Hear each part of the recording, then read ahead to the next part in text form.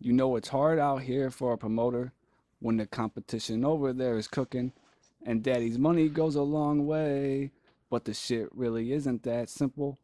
Let's go. We're talking about Tony Khan's five worst booking mistakes. Look, it's not easy being a boss and hitting on everything all the time. And Tony Khan has had some success to me. I know we've gotten into it a little bit before. I had really high hopes on Hangman to the point of Hogan. I think the way he booked Hangman was probably the best way to ever book your homegrown babyface talent. Knocked it out the park. A perfect example of creating a star. WWE failed so many times with Roman Reigns, but he comes and knocks out the park right away with Hangman on his first swing. Like, it wasn't multiple tries to get Hangman over. It was boom, knocked it out the park. But there has been some mistakes. Really not a fan of MJF turning face currently. That's blah to me. We're going to rank his five biggest mistakes booking so far. In the comments, let us know what some of his mistakes stand out to you. All right, kicking it to my partner. What's number five? Number five for me, and the one that I will never forgive Tony Khan for, is Joey Janela. I think Khan used Joey Janela for clout with indie wrestling fans. If you go back to this huge press conference and this huge announcement of the launch of AEW, you had the Elite, you had Chris Jericho, and you had Joey Janela at the press conference. And then coming out of that, he has a main event banger match with John Moxley at Fyter Fest. He had great matches with Kenny Omega. He had a real life personal feud with Kip Sabian and Penelope Ford where he was kind of wedging himself in the middle of their thing. And then nothing ever happened after that. Like, I feel like he was like, oh, all you indie fans, come watch AEW. We have great indie talent here too. Used him for clout, got the buzz, got the ratings and the viewers, and then kicked him to the curb. I'll never forgive Tony Khan for that. And then going into number four, I believe it's wasting hot commodities. You know, Tony Khan has scooped up a lot of like free agents that had a lot of buzz around them, a lot of things going for them, and then kind of just like fell flat when they got to AEW. If you look at like guys like Miro, Adam Cole, Keith Lee, they all had a lot of buzz around them, and then essentially they were wasted. Like Keith Lee, he should have been this like destroyer. He comes in and all of a sudden he's got a cape on, he's got gray hair. Like everyone kind of knocks Vince McMahon for the Bearcat Lee thing. I'd rather him have been Bearcat Lee than come out in a cape with that gray hair. Rusev should have came in as a killer. He comes in as Kip Sabian's best man, whatever the hell that was Oh, I supposed forgot to about be. that. And then you go to Cole, which I mean, Adam Cole's been plagued by injuries, so you know there's that.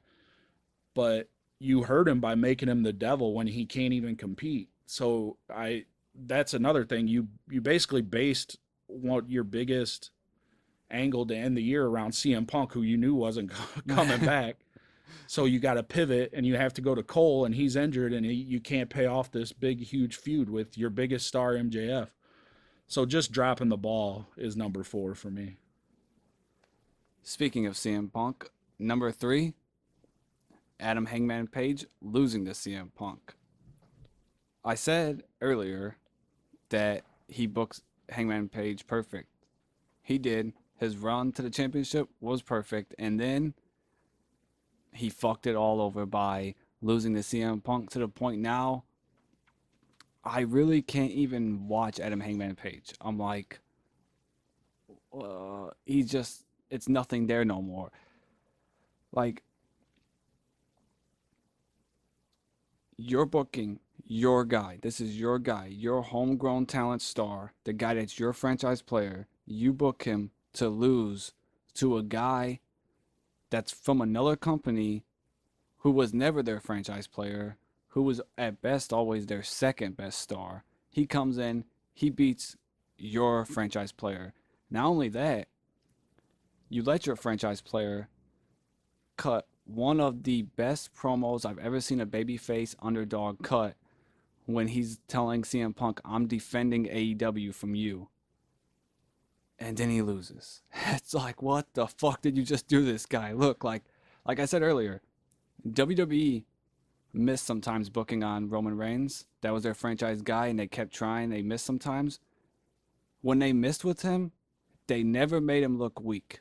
Tony Khan made Adam Hangman Page look weak, not only through that loss, but letting CM Punk talk shit about Adam Page at that press conference when he Hangman Page can't ever get it back. He can't get that win back. He's not going to look good if he goes out there and talks shit about CM Punk. So it's like, your guy, your franchise player, you just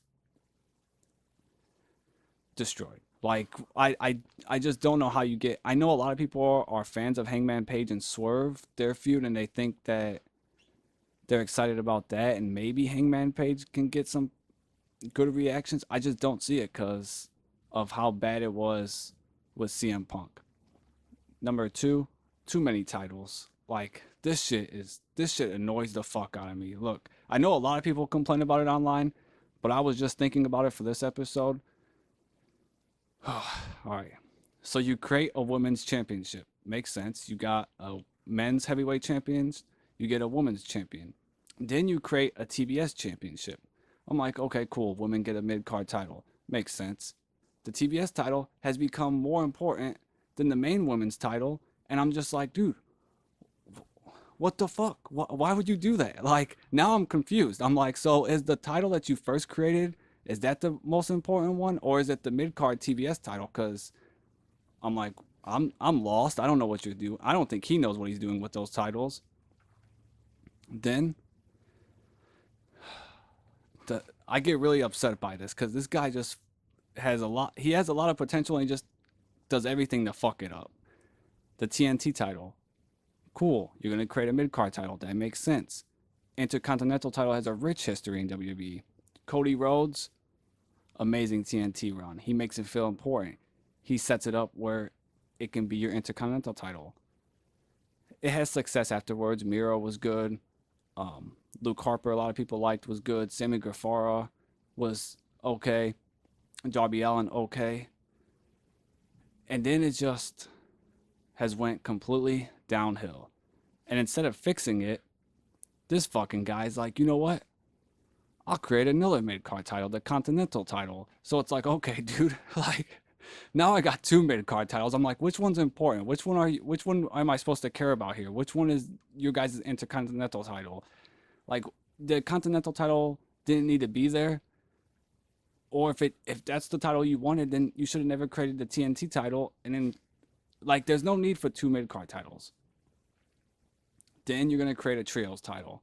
Like, okay, so I guess the tag titles don't mean anything if you can have a trios title. And there's 6 of those. Yeah.